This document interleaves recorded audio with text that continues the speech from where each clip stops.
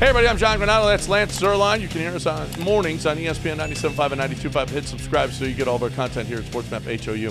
Like the Texans, the Rockets have taken a nice step. Although they've lost 3 straight games as we are taping this. And something happened in that game against the Warriors. Jaylen Green did not play the entire fourth quarter. He's in his 3rd year, okay? He hasn't taken that next step, Lance. How much of Jaylen's lack of development is on Stephen Silas?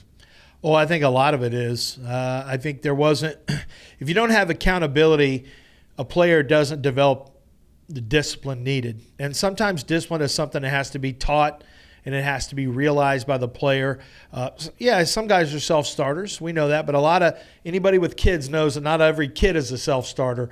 You know, I've got sons right now who I deal with that. And so you got to remember Jaylen Green's a young guy too. Hasn't had the most structure in the world in his basketball life. And I think he's learning accountability and discipline, and it takes time.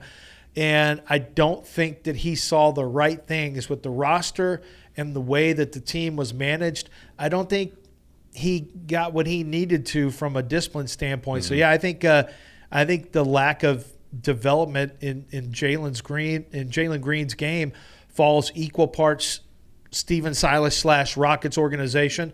And then, Jaylen Green has to take some personal accountability as well. Well, and Jaylen Green just has to shoot better, first of all. He's got to be a better shooter. He's really got to work on that part of his game because it's not good.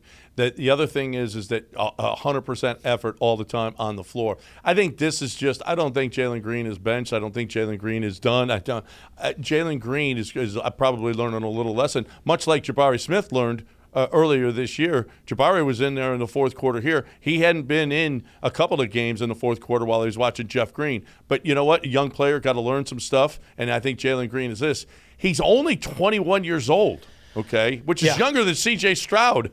So when do we know? When do we know if he's going to be and do you give up on him? Do you trade him? No, but I think you decide who he is as a player. Like, you can project him. It's hard to project guys when they're super young. But after 3 years, like Ime Udoka is going to get he's getting his first taste of Jaylen Green. He knew who he was watching him from afar, but he'll get his first taste. And I think at the end of the year, Ime Udoka will sit down with Rafael Stone and the Rockets organization, give his thoughts on all the players. He'll have his exit interviews with the players. And I think Ime Udoka will know, is he a guy that I could have envisioned playing with me in Boston, right? Could he have played with, is he cut from the same cloth, as Tatum or Brown or any of the players he had over there? Does he have any of the determination that Marcus Smart had?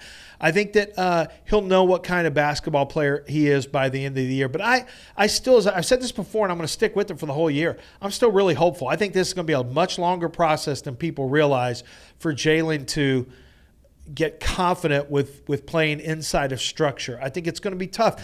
He's 35% from 3 this year, which is better than his career average of 34%. So he's trending badly now, though. Well, I mean, in a 4-game stretch, yeah. But we're only 12 games in right now. We're only 10 games in. Yeah, so we'll see a 10-game stretch. Wait, no, they're 12-game stretch. So, it's let's see how he performs by the end of the year. But it used to be he could just isolate and do whatever he wanted to. Nope. Man, it's a way different.